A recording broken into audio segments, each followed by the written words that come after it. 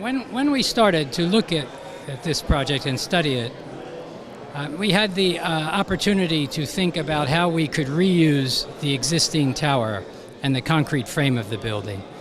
And right away, this has a very sustainable approach to it, in that it begins to use something that exists within the urban fabric. And that's something that we're very interested in doing. So how we can take something from the past, even if it wasn't so successful previously, and rehabilitate it into something that future generations can use.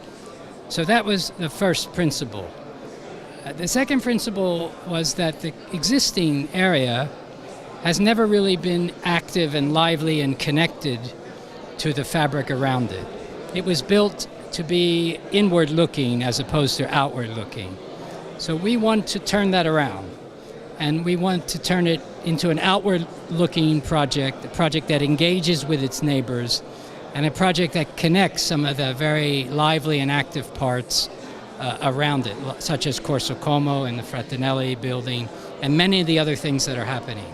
So that has a big idea around placemaking, and a big idea around how you engage with a context in a positive way. And this is the second big principle. And the third is innovation.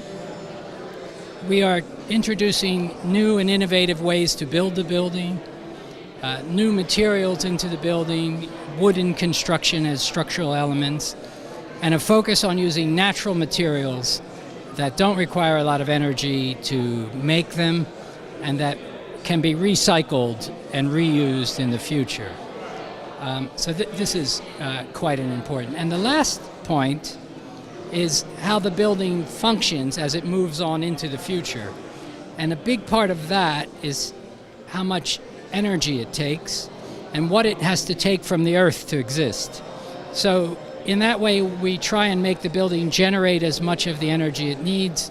It collects water, it creates places for ecological bridges. So it does as many things as possible to soften its footprint on the environment going forward. And these are the principles behind the building.